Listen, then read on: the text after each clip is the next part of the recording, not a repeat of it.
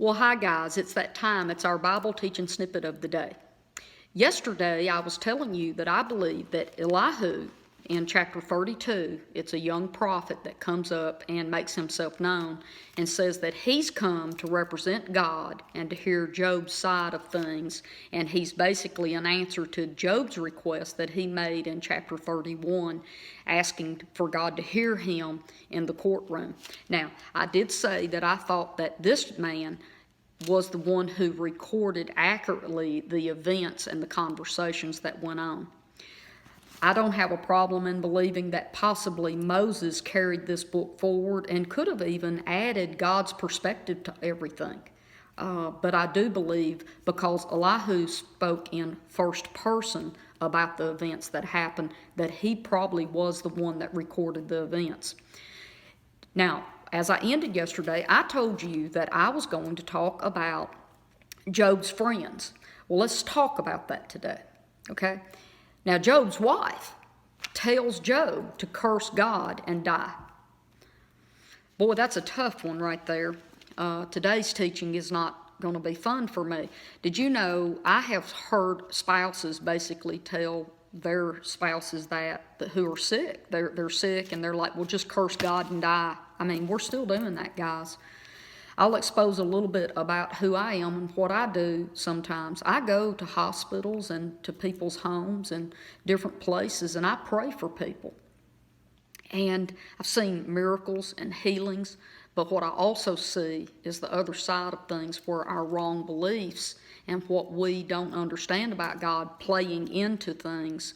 And instead of a spouse coming together or a family member coming together strong to beat illness or sickness and hold fast to their faith, they begin this same course that I see in the book of Job with Job's wife.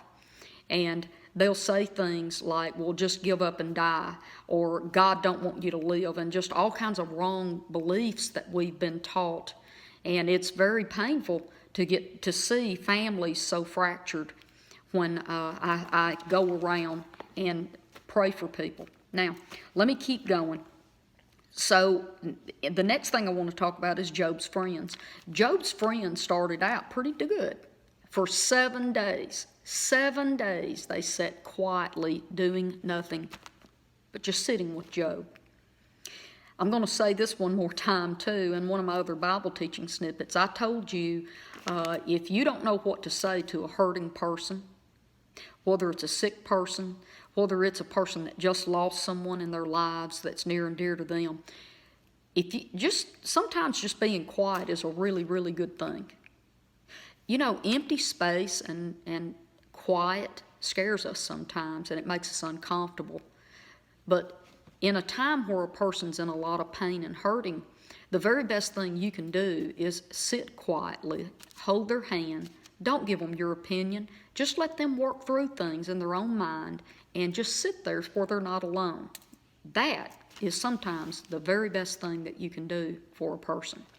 I want to talk about Job's friends, though, because after 7 days, they start talking, and then they go from talking to accusing, and this guy is sick. His body is riddled with sores and everything, and all they can do is accuse Job of being responsible for the things that's come into his life. Does that sound familiar? See, I hear that all the time. When you get around people who are sick and suffering and you're praying for them, you'd be amazed at the things that you'll hear.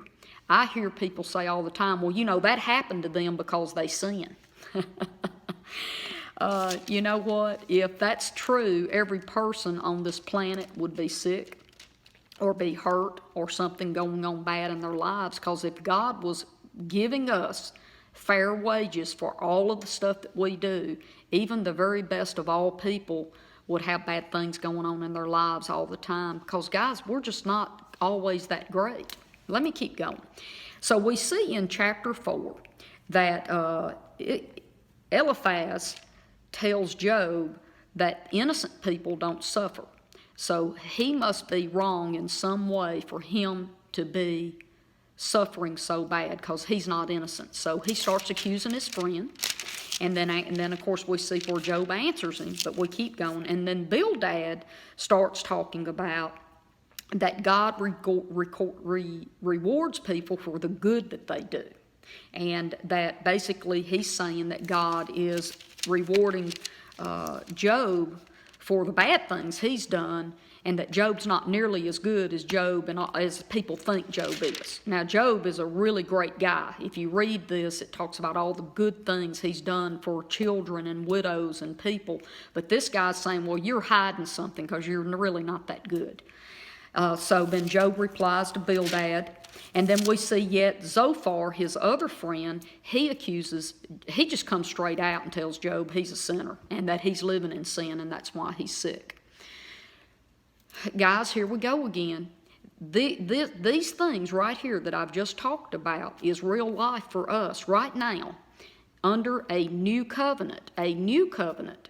God is not punishing us for all the bad we've done. He's not getting even with us. He's not putting suffering on us and all of that. See, all of these are opinions of people who do not know what's going on with Satan, and they don't really know God. And actually, Elihu, that young prophet I talked about yesterday, he tells them they don't know God.